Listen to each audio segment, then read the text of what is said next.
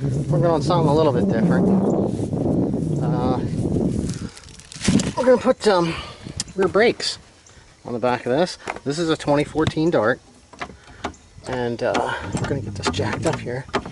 We got cross-drilled slotted rotors, new brake pads, and you need a 14 mil wrench, a ratchet with an 8 mil socket or Allen wrench, and a 5 mil Allen wrench.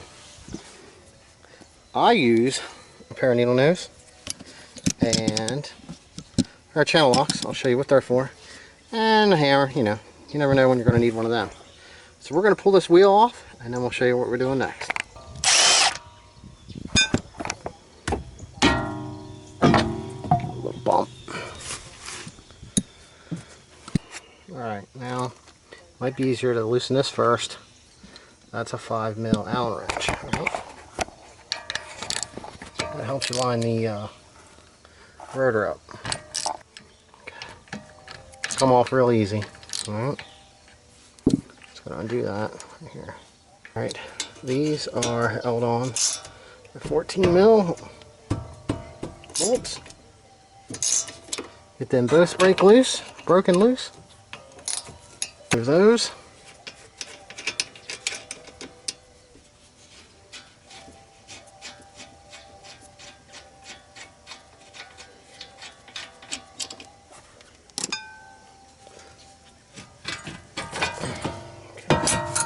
So that's how you remove that. Now they have these two little pieces here that are like springs, two like basically anti-squeal pads so that the pads don't lay on the rotor and make noise. Now we're going to switch over to our 8 mil, and that goes, I don't know if you're seeing this right here. There's two bolts that hold the bracket on, and we're going to take them off. Let's see if I can do this. Alright, now these rear calipers have they're used for the e-brake also, because they did away with the drum style. You can get a special tool. It has two little divots that actually go into this. This style needs to be spun in. Alright, I don't have the tool, but this is what I'm using. I'm going to take the needle nose, I'm going to set them in there like that. I could probably even spin it with my hand. Basically, you're just going to tighten this down like you would any other nut. Like that. We'll get it repositioned. I'll try to show you here.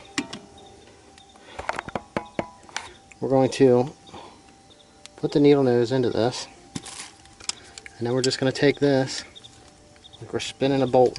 Okay, now that got it started. All I'm doing here is I'm just turning this by hand. Let's see if I can hold the camera and show you.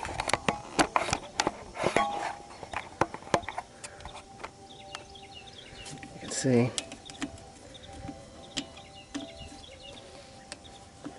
just spinning this right around, and what's going to happen is it's going to compress the caliper.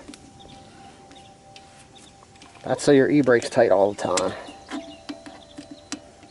Now when you get this spun in, it's got to go a little bit farther. You want to have it going this direction because of on the brake pad there's a divot. It needs to hit this line when it goes back in. So you need to have it this direction. I'm going to finish rotating this in, and I'm going to pop the caliper off, and we'll get stuff back together. I'll show you how to get the rotor off. Okay, you can see we got our bolts removed. We're holding the caliper bracket in. This is the caliper bracket. It has the pads in it. Always want to check and make sure that your sliders are freely moving on both sides. Alright. Now, I did remove the screw that was holding this in. This little tiny one. Okay. And this is kind of seized on here, so we're just going to give it a little bit of a tap. There. Rotor's off. Now, I'm just going to use this, blow this off, because it looks like it had some debris build up on it, on the ABS counter. So,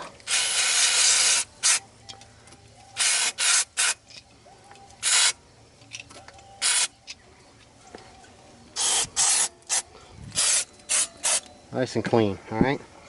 Now we're ready for our install. If you ever have any of these,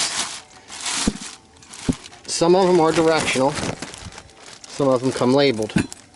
This one's labeled rear passenger side. So that's exactly where we're at with this. And we're just going to set our caliper back to the side here. We have to line up one of these holes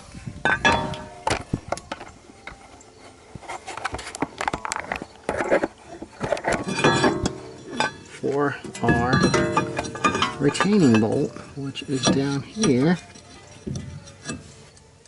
That's this little tiny one. Just going to run this in here.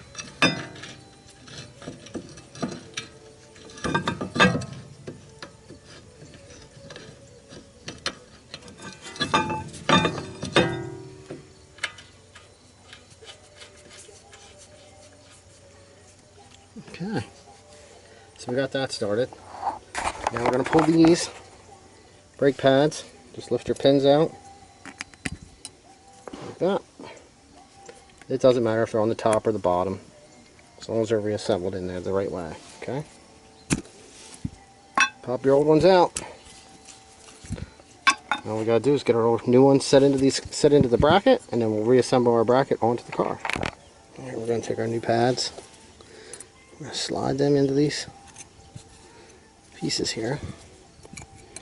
One on each side. Alright. Now we're going to take this, put it down into here, and that's going to like force it apart.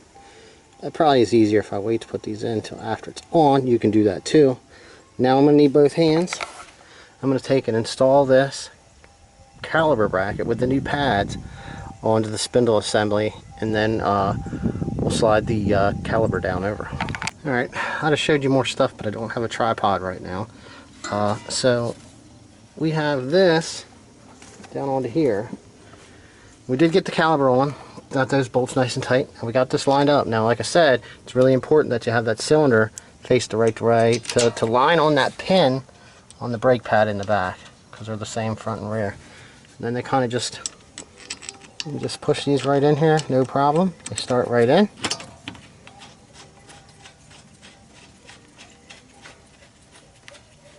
Almost tighten these suckers up by hand.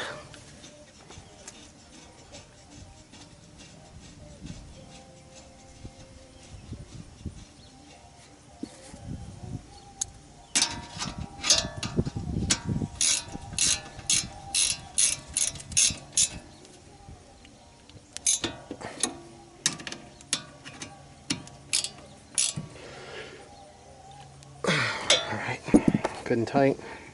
I'm going to take two hands and I'm going to tighten this one up. Just give it a little good snug. Tap on the ratchet like this.